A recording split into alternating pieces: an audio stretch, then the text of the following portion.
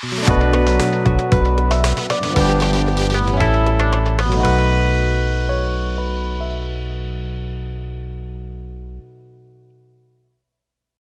lesson, we discussed how the study of theology belongs to the realm of objective rather than subjective truth. Now, this makes sense, because if you remember from the first lesson, we said the study of theology is akin to the study of any other science. Now, it wouldn't make any sense to say that biology, chemistry, or physics are subjective. Could you imagine if we treated them as such? Scientists saying between each other that it doesn't matter. If you say that water freezes at 10, and I say that it freezes at 0, we can both be correct. No, that would be absurd. But many of us, when we start talking about theology, about God, we suddenly start doing that. We say things like all paths lead to God, or it doesn't matter what you believe as long as you're a good person. We may not realize it, but what we are really doing is deluding ourselves. Truth be told, your own beliefs about God don't really matter if what you're believing in isn't true. Believing in God shouldn't be a personal preference. It should be a response to what is reasonable. The famous Christian missionary Paul conveyed it like this in 1 Corinthians 15:17. If Christ has not been raised, your faith is futile. You are still in your sins. Do you hear what Paul is saying?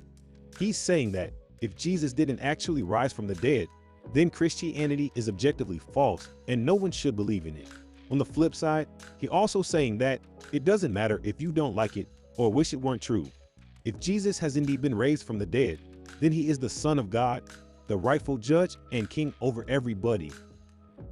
Now that's taken care of, we need to consider, how do we objectively study theology? If you recall from lesson 1, we said that there are two sources we can go to learn about God. 1, nature, and 2, revelation. Now, we know how to objectively measure nature, but how do we objectively discern the truth of revelation? First, what do we mean by the term revelation? Well, revelation refers to the divine or supernatural disclosure to humans of something relating to human existence.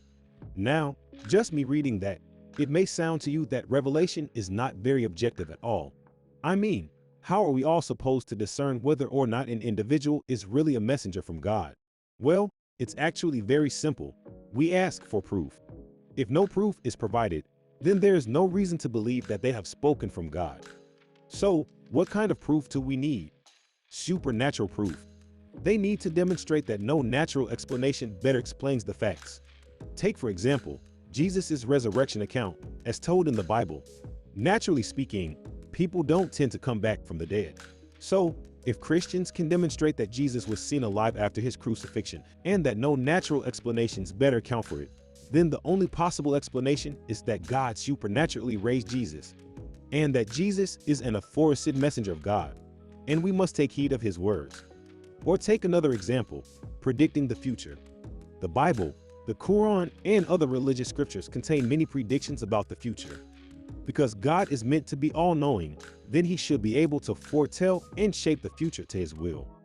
Therefore, if it can be proven that a revelatory text correctly and supernaturally predicts the future 100% of the time, then we can have confidence that that text is inspired by God. In conclusion, while at first glance, it may appear almost impossible to discern whether a supposed revealed revelation is genuine, by using objective, logical deductions, we can make objective true or false claims. When we study a religious text, we need to test whether it contains any supernatural DNA. If it does, then great. We should carefully look into it further. If it can be proven that it doesn't, then we should disregard it and go back to the drawing board. That's all for now. I hope you found this video helpful. If you're interested in learning more about theology, go check out the rest of our theology content on the platform. Until next time, God bless.